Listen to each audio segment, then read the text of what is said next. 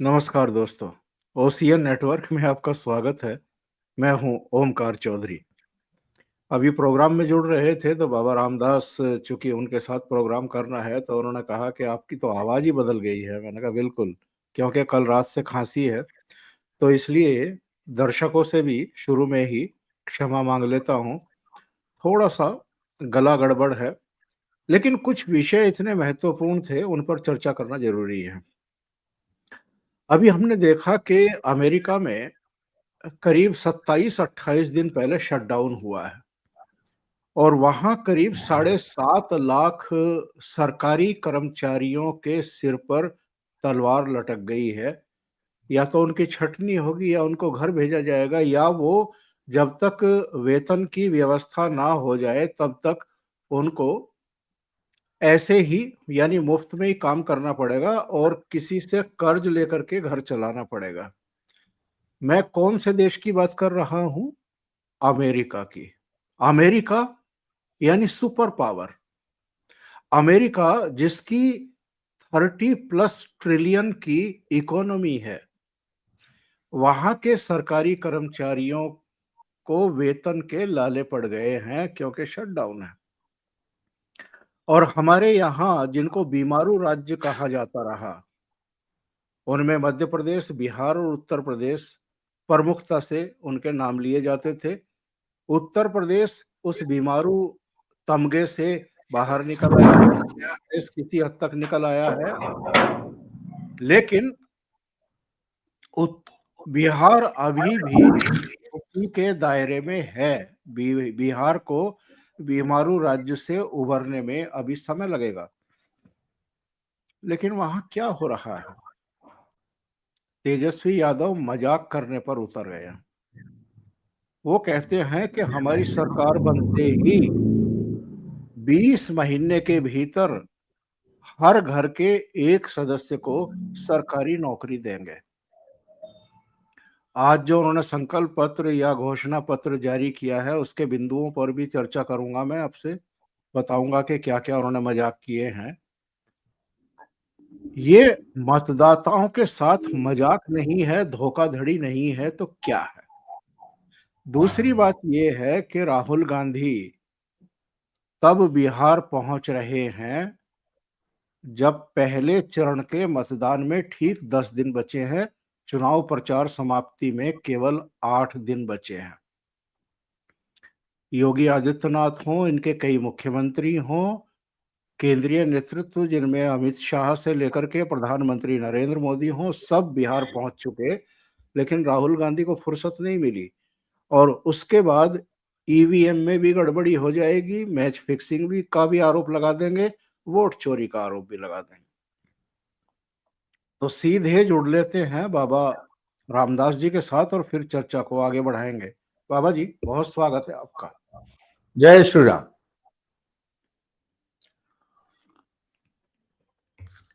तो बाबा जी, सबसे पहले तो इन्होंने जो आज 20 सूत्री एक संकल्प पत्र जारी किया है, घोषणा पत्र जारी किया है, उसमें कहा गया है तेजस्वी का प्रण। और जो घोषणा पत्र है उस पर बड़ा सा फोटो एक तेजस्वी का ही लगाया हुआ है। शायद ऊपर की तरफ एक डिबिया की तरह राहुल गांधी का भी है। ये इससे बड़ा मजाक कोई हो सकता था कि मैं मतदाताओं के लिए तारे तोड़कर ले आऊंगा? नहीं, पहले तो ये बताइए सर, लालू और राबड़ी का फोटो है कि नहीं संकल्प पत्र पे? क्योंकि मैंने भी संकल्प बिल्कुल, पत्र, दर्शकों को ये बता बिल्कुल, दीजिए। बिल्कुल नहीं है।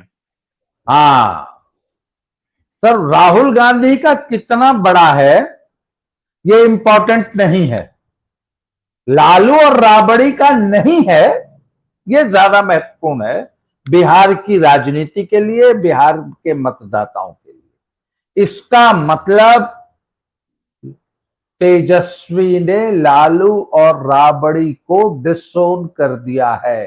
अब लालू और राबड़ी के नाम पे वोट नहीं मांगा जा रहा है, अब लालू और राबड़ी की लेगेसी को त्याग दिया और जो कलंक लालू और राबड़ी छोड़ के गए हैं जंगल राज का, वो आज तक वो भूत इनका पीछा कर रहा है और आगे भी करता रहेगा। तो सबसे महत्वपूर्ण तो बिहार की जनता को ये जान लेना चाहिए, नंबर 1। नंबर 2, सर देखिए, वेनेजुएला जैसे देशों का उदाहरण है,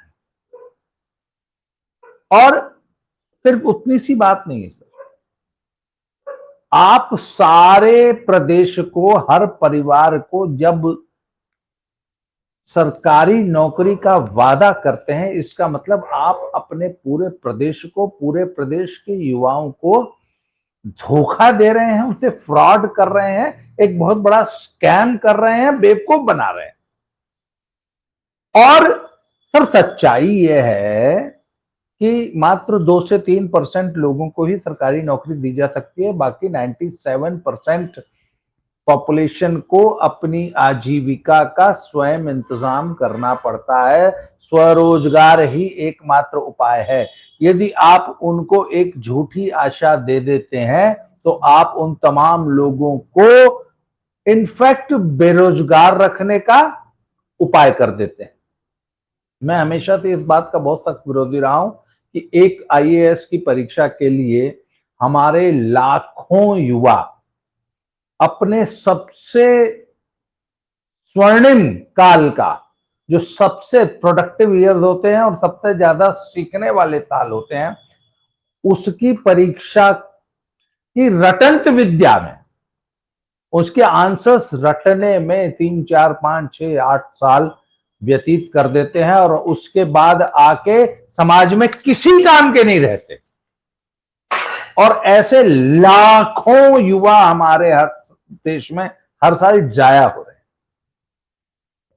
और इसके बावजूद आप युवाओं को सरकारी नौकरी के कुचक्र में, सरकारी नौकरी का झूठा झांसा देके अगर आप उलझा रहे हैं, फंसा रहे हैं, तो सर इससे बड़ा दुश्मन युवाओं का कोई हो नहीं सकता जो कि सरकारी नौकरी का झांसा देता। अब एक और बताऊं सर, इन्होंने आजीविका दीदी जो है उसको, वो उसमें एक सीएम पोस्ट होता है, एक महिलाओं की, एक जो 10 महिलाओं के ऊपर जो सेल्फ हेल्प ग्रुप होता है ना, तो जो महिला उस पूरे ग्रुप को मैनेज करती है उसको सीएम बोलते हैं। सर उसको कुछ इंसेंटिव्स मिलते हैं, परफॉर्मेंस बेस्ड होते हैं, वो जो इंसेंटिव्स होते हैं वो परफॉर्मेंस बेस्ड होते हैं। यदि आपका सेल्फ हेल्प ग्रुप इतना काम करेगा, इतना रेवेन्यू जनरेट करेगा, इतना, और आपकी जो डेली और वीकली वर्किंग की जो है वो अगर इस हिसाब से होगी तो आपको इतना इंसेंटिव मिलेगा।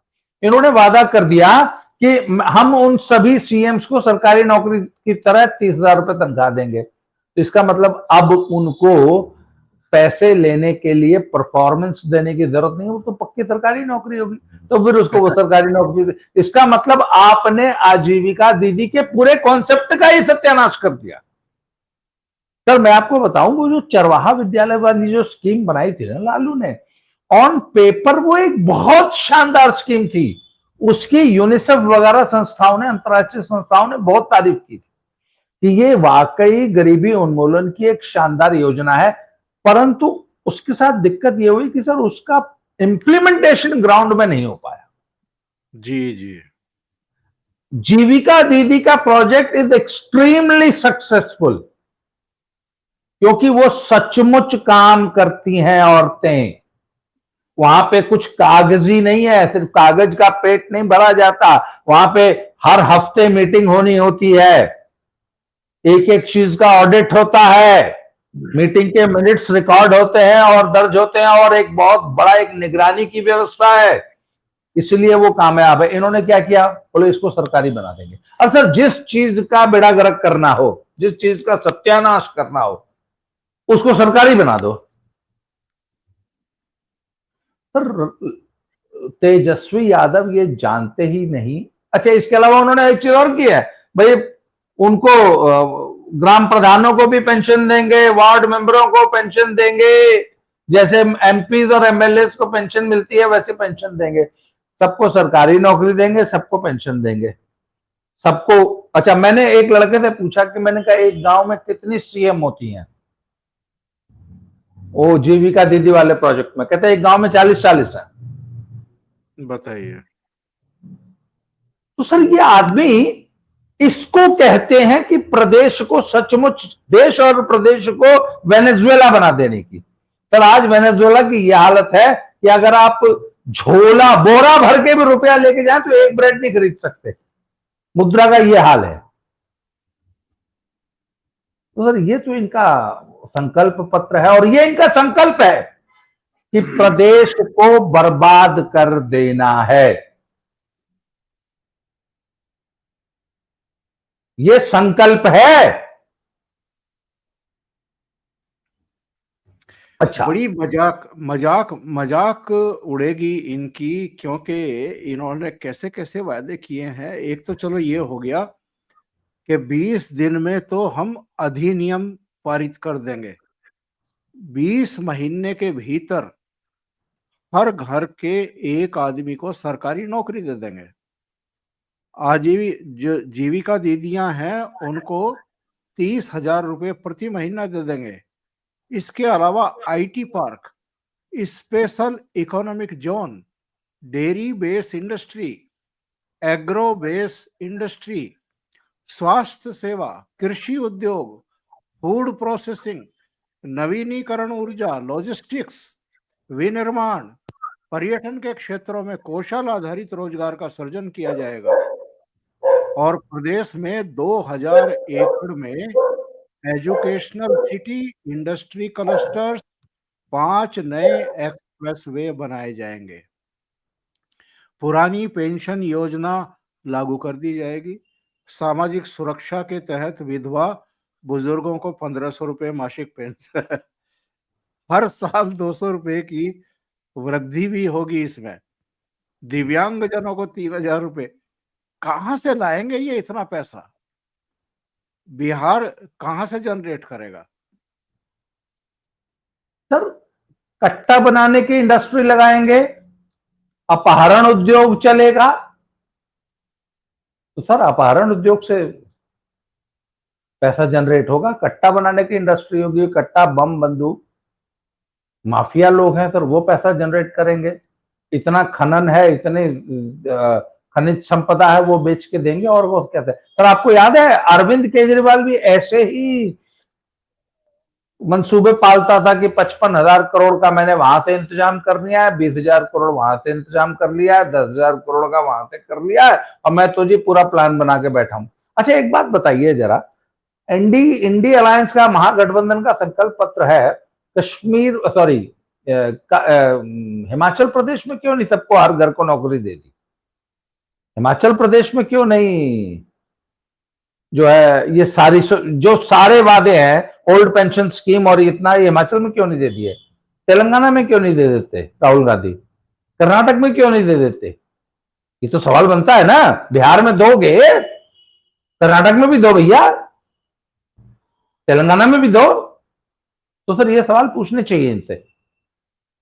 और बताइए कि इतने सारे लोगों के को ये सब देने के लिए कितने लाख करोड़ रुपए की व्यवस्था करनी होगी, और ये पैसा कहां से आएगा? ये एग्जैक्टली पब्लिक जी सही बात यही है कि आप स्रोत बताइए कहां से आएगा। जी। तो सर देखिए, पर एक बात बताऊं सर, पब्लिक इतनी बेवकूफ है नहीं जितनी तेजस्वी और राहुल समझ रहे हैं। राहुल जी ने भी तो एक बार कहा था ना, वो साल का 72,000 रुपया देने के लिए, पर पब्लिक ने विश्वास नहीं किया सर। सर पब्लिक बहुत चालाक हो चुकी है, और सोशल मीडिया है, हर हर हाथ में ज्ञान का स्रोत है, इंटरनेट है, हर आदमी जानता है सच्चाई क्या है। और अब आंख बंद करके लोग विश्वास नहीं करेंगे। और देखिए सर मैं बताऊं आपको, राहुल गांधी और तेजस्वी ये जानते हैं कि इनका वोट चोरी का शगुफा फेल हो गया। एसआईआर पे इन्होंने इतना हल्ला मचाया, वो फेल हो गया। इन तमाम मुद्दों पर पब्लिक ने कोई ध्यान नहीं दिया है। और उल्टे इस वोट चोरी वाली यात्रा, वोट अधिकार यात्रा के चक्कर में तेजस्वी यादव के 20 दिन और खराब कर दिए। अच्छा, तो तीसरा जो आप कह रहे थे, जो छठ पे जो माहौल बना है, पूरे देश में एक माहौल बन गया। और इस, अच्छा देखिए, पहली बार केंद्र के लेवल पे बिहार लौटने वाले यात्रियों के लिए इतनी बढ़िया व्यवस्था की गई। ठीक है, ट्रेनों में भीड़ थी, वो रहेगी, और ट्रेनों की भीड़ एक ऐसी कड़वी सच्चाई है जिसको उत्तर प्रदेश और बिहार के लोग बखूबी समझते हैं। वो ये जानते हैं कि जब करोड़ों लोग को 4 दिन के अंदर बिहार पहुंचना है तो ट्रेनों में भीड़ होगी। उसके लिए वो कभी भी रेलवे को दोष नहीं देते। और सर 12,000, एक मुझे अच्छी तरह याद है सर, एक बार जब खुद लालू रेल मंत्री थे ना, तो सिर्फ 138 स्पेशल ट्रेनें चलाई गई थी सिर्फ। सर आज तो 12,000 से ज्यादा स्पेशल ट्रेनें सिर्फ छठ पूजन के लिए बिहार के लिए चलाई हैं, जो कि पूरे देश से। तो सर, और इसके अलावा मैंने सर रेलवे, मैं जालंधर के रेलवे स्टेशन के सामने से गया तो मैंने देखा एक शानदार पंडाल सर, उसमें बाकायदे नीचे कालीन बिछा हुआ, उसके ऊपर से टेंट हाउस से लाके मसनद, जो गोल मसनद होती है ना, और बाकायदा कंबल और रजाइयां, गद्दे बिछा रखे थे, और छठ के गीत चल रहे थे। वहां पे रात भर चाय का लंगर चला है स्टेशन के सामने, और अच्छी खासी भीड़ थी क्योंकि ट्रेनें आ रही थी और उसमें लोग निकल के जा रहे थे। और जिन लोगों के पास टिकट नहीं थी, जिनको जनरल में यात्रा का रिजर्वेशन नहीं था, उनको पुलिस जो है प्लेटफॉर्म पे अतिरिक्त भीड़ ना हो, भगदड़ ना हो, कोई दुर्घटना ना हो जाए। तो क्या रात भर जाग के आरपीएफ ने, जीआरपी ने और वॉलंटियर्स ने, अच्छा शहर की बहुत सारी संस्थाएं थी जो उनके लिए चाय इत्यादि का रात में इंतजाम कर रही थी। और बहुत सारे यात्री मैंने देखा सो रहे थे क्योंकि रात को यहाँ ठीक ठाक ठंड होने लग गई है। सर ये व्यवस्था हमने पहली बार देखी है छठ के यात्रियों के लिए, इससे पहले कभी नहीं देखी। तो सर, और मैं तो देख रहा था कि राष्ट्रपति से लेकर के दिल्ली की मुख्यमंत्री, हरियाणा के मुख्यमंत्री, उधर नीतीश बाबू, ये सब बिल्कुल श्रद्धा भाव से, और कई दूसरे नेता, मनोज तिवारी से लेकर के जिनकी पृष्ठभूमि बिहार की है, भोजपुरी की है, पूर्वी उत्तर प्रदेश की है, वो सब कई मुख्यमंत्रियों ने जो है बढ़ चढ़ करके इसमें हिस्सा लिया। तो ये काम जो भारतीय जनता पार्टी करती है लोगों का दिल जीतने के लिए, कि संस्कृति से जुड़ती है, त्योहारों से जुड़ती है, विशेष इंतजाम किए जाते हैं। दिल्ली में यमुना को हम देख रहे हैं, काफी साफ दिखाई दे रही है। वो लोग पूछ रहे हैं कि झागासुर कहाँ है। तो लोग तुलना नहीं करेंगे क्या ऐसे मौकों पर कि अरविंद केजरीवाल की सरकार क्या करती थी और उन्होंने किस तरीके के घाट बना दिए, कैंप बना दिए जो आएंगे अर्घ देने वाले। तो ये सारी चीजें तुलना होती हैं। और सर, हाँ जी, इंडी अलायंस के नेताओं के साथ एक दिक्कत यह है कि वो हिंदू आस्था के सभी पर्व त्योहार का अनादर करते हैं, उनका मखौल उड़ाते हैं, उनका उपहास उड़ाते हैं। और उनको, अच्छा सर, वो उनको ऐसा लगता है कि ये जो हिंदू एकता और हिंदुत्व का जो उभार, और उनको, अच्छा मेरी एक कांग्रेसी नेता से बात हो रही थी, वो कहते कि आप, कहते हम तो सैकड़ों सालों से छठ मनाते चले आ रहे हैं और आपने इसको पॉलिटिसाइज कर दिया। भाजपा जो है सभी हिंदू त्योहारों को पॉलिटिसाइज कर देती है। कहते हम जो है अटल जी से और अडवाणी से तो लड़ लेंगे, अब भगवान राम से कौन लड़ेगा, ये इनका एक तर्क होता है। तो मैंने कहा भगवान राम के दर्शन करने, रामलला के दर्शन करने, या जब उनकी प्राण प्रतिष्ठा थी तो उसमें तुमको आने से किसने रोका था? या तुम ये बताओ कि उनकी प्राण प्रतिष्ठा में या रामलला के दर्शन करने राम मंदिर में आज तक क्यों नहीं गए? मैंने कहा इसको अपने दिल से पूछना जरा। और मैंने कहा आप छठ, मैंने कहा एक प्रतीक के ही तौर पे राहुल गांधी छठ का दौरा सिर पे रख के जमुना जी चले जाते और सोनिया जी और अपना प्रियंका दीदी जो है वो भी छठ का व्रत रख लेती है। एक प्रतीक ही से होता। हमें मालूम है कि आप कैथोलिक क्रिश्चियंस हैं, पर जो दत्तात्रेय ब्राह्मण का जो स्वांग रचते हो उसी का कर लेते मां बेटा। किसने रोका था? क्योंकि आपको चिंता है कि आपका मुस्लिम वोट बैंक नाराज हो जाएगा, तो आप अपने मुस्लिम वोट बैंक की अपीजमेंट के लिए हिंदू द्रोह का काम करते हो। कल तक आपके लिए राम भी काल्पनिक थे, राम सेतु भी काल्पनिक था, पूरी रामायण काल्पनिक थी। और अब भाजपा वाले अगर बढ़ चढ़ के छठ मना रहे हैं, भाजपा नेत्री रेखा जी जो है वो यहां से लेके पीछे तक अगर नाक तक लाल सिंदूर लगा के और पूरी श्रद्धा के साथ छठ कर रही हैं, तो इसमें तुम लोग को मिर्चें क्यों लग रही है? भाई तुम भी करो ना, क्यों नहीं करते हो? सर मेरा एक सवाल है। अखिलेश यादव का एक उनके ऑफिशियल हैंडल से एक स्टिकर मैंने देखा कि वोट के प्रहरी, पीडीए के वोट के प्रहरी समाजवादी लोग हैं। मैंने कहा भैया ये पीडीए में से सवर्ण क्यों तुमने छोड़ दिए? तुमको तो सभी 140 करोड़ लोगों के वोट का प्रहरी होना है ना, तो पीडीए का सिर्फ प्रहरी हो तुम, सवर्ण कहां गए? इसका मतलब यू आर नॉट इंक्लूसिव। पूरे देश के लोकतंत्र के प्रहरी बनो यार। यहां पर भी तुमको सिर्फ राजनीति ही करनी है। तो सर बात यह है कि ये छठ जो है ना, ये हिंदू एकता का प्रतीक है, ये हमारी आस्था का सैलाब है। और सर ये जो सैलाब है ना, जहां पर भी हिंदुत्व का सैलाब होगा, इंडिया अलायंस के नेता थर थर कांपने लगेंगे। और छठ ने फिर एक मौका दे दिया। आप राहुल गांधी का चर्चा कर रहे थे। ये राहुल गांधी के 2 ट्वीट हैं, एक 2024 का, एक 2025 का। दोनों ट्वीट की भाषा तक लगभग एक जैसी है, चित्र भी एक ही लगाए गए हैं, जो नीचे लिखा गया है वो भी एक ही फॉन्ट है, यानी ही उठा करके चेप दिया गया। तो ये त्योहारों के प्रति अनिच्छा और मैं तो कहूंगा कि निरादर का भाव है ये, जी कि आप केवल औपचारिकता पूरी करने के लिए पिछले ट्वीट ढूंढ करके उसी को बस चेप दे रहे हैं। कुछ अतिरिक्त करने की आपको जरूरत ही महसूस नहीं हो रही है।